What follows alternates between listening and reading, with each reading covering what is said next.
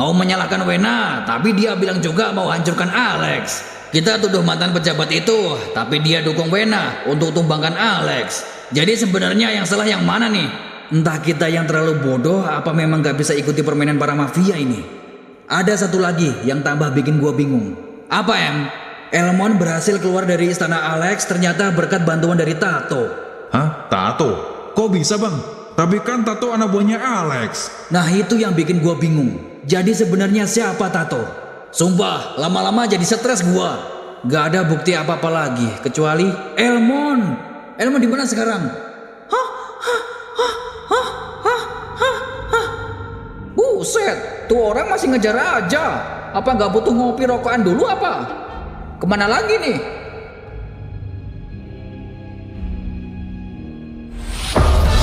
Di video kali ini kita akan melanjutkan pembahasan dari part 9 dan mencoba memprediksi apa yang kemungkinan besar akan terjadi di part 10 dari satu titik menghitam.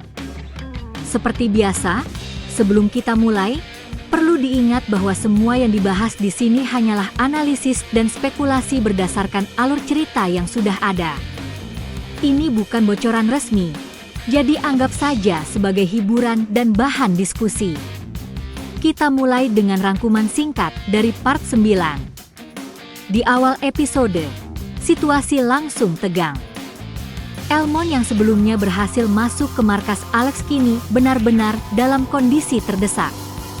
Ia dikejar dari berbagai arah, bahkan sampai terjadi insiden hampir tertabrak mobil yang ternyata bukan kecelakaan biasa, melainkan serangan yang memang disengaja untuk menghentikannya.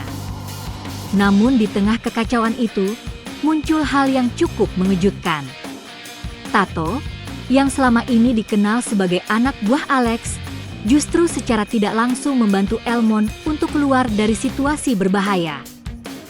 Ini menjadi titik balik yang membuat kita mulai mempertanyakan, sebenarnya Tato ini berada di pihak mana. Di sisi lain, terungkap bahwa ada hubungan masa lalu antara Tato dan kelompok lain. Ini menandakan bahwa Tato bukan sekadar bawahan biasa, melainkan seseorang yang punya sejarah panjang di dunia tersebut. Lalu kita dibawa ke percakapan yang jauh lebih besar. Alex berbicara dengan seseorang yang memiliki kekuasaan di atasnya. Dari sini kita mulai melihat bahwa Alex ternyata bukan puncak dari segalanya. Ada sosok lain yang lebih berpengaruh, yang bahkan bisa mengancam keluarga Lurah Wena. Disinilah semuanya mulai terasa semakin kompleks. Lurah Wena yang sebelumnya kita curigai ternyata berada dalam tekanan besar. Ia dipaksa untuk menyerahkan seluruh lahan, bukan karena keinginan pribadi, tetapi karena ancaman terhadap keluarganya. Ini membuat posisinya semakin abu-abu antara benar dan salah. Kemudian muncul sosok mantan pejabat yang selama ini dicari. Namun alih-alih menjadi dalang, ia justru terlihat mendukung Wena untuk melawan Alex. Ini kembali memutarbalikkan semua teori yang sebelumnya kita miliki. Di sisi lain, kelompok utama mulai kehilangan arah. Mereka tidak lagi yakin siapa musuh sebenarnya. Semua orang tampak seperti punya alasan masing-masing, dan tidak ada bukti yang benar-benar kuat untuk memastikan siapa dalang utama di balik semua ini. Dan di akhir episode, kita kembali melihat Elmon yang masih dalam pelarian. Ia dikejar tanpa henti, menunjukkan bahwa informasi yang ia bawa kemungkinan sangat penting.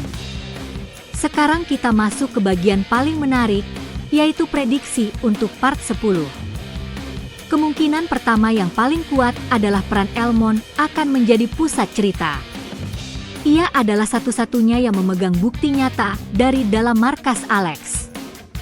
Jika ia berhasil bertemu dengan timnya dan menjelaskan semuanya, maka part 10 bisa menjadi awal dari terbongkarnya rahasia besar. Namun jika Elmon tertangkap sebelum sempat berbicara, maka situasinya akan menjadi jauh lebih gelap. Ia bisa disiksa, dipaksa bicara, atau bahkan dihilangkan untuk menjaga rahasia tetap aman. Ini akan menjadi pukulan besar bagi kelompok utama. Kemungkinan kedua adalah identitas asli Tato akan mulai terungkap. Dari part 9 kita sudah melihat bahwa Tato tidak sepenuhnya loyal kepada Alex. Ia bahkan membantu Elmon secara diam-diam. Ini membuka kemungkinan bahwa Tato adalah agen ganda atau seseorang yang punya tujuan pribadi. Di part 10, kita mungkin akan melihat Tato mulai bergerak lebih terbuka. Bisa jadi ia akan membantu kelompok utama, atau justru memainkan kedua sisi untuk kepentingannya sendiri. Kemungkinan ketiga adalah tekanan terhadap Lurah Wena akan semakin besar. Ancaman terhadap keluarganya membuat ia tidak punya banyak pilihan. Di part 10, kita mungkin akan melihat Wena dipaksa mengambil keputusan ekstrim, seperti menyerahkan semua lahan atau bahkan mengkhianati rencananya sendiri. Namun di sisi lain, ini juga bisa menjadi titik di mana Wena mulai melawan secara terang-terangan jika ia merasa sudah tidak ada jalan lain. Kemungkinan keempat adalah munculnya sosok yang lebih besar dari Alex.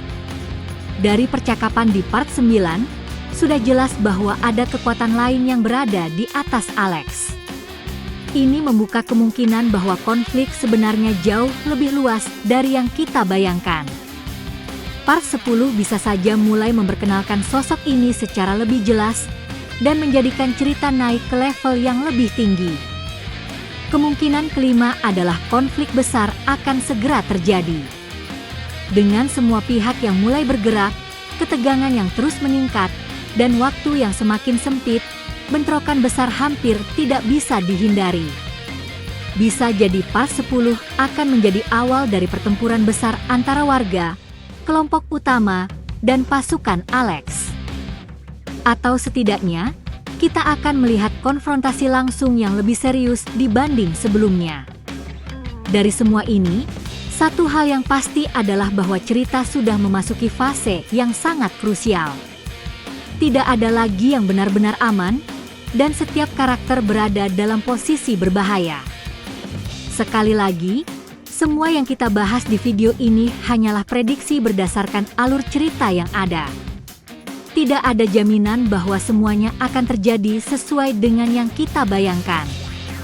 Kalau kalian suka dengan konten seperti ini, jangan lupa untuk subscribe ke channel ini dan aktifkan notifikasi supaya tidak ketinggalan pembahasan selanjutnya. Dan tulis di kolom komentar, menurut kalian sebenarnya Tato itu kawan atau lawan? Terima kasih sudah menonton, dan sampai jumpa di video berikutnya.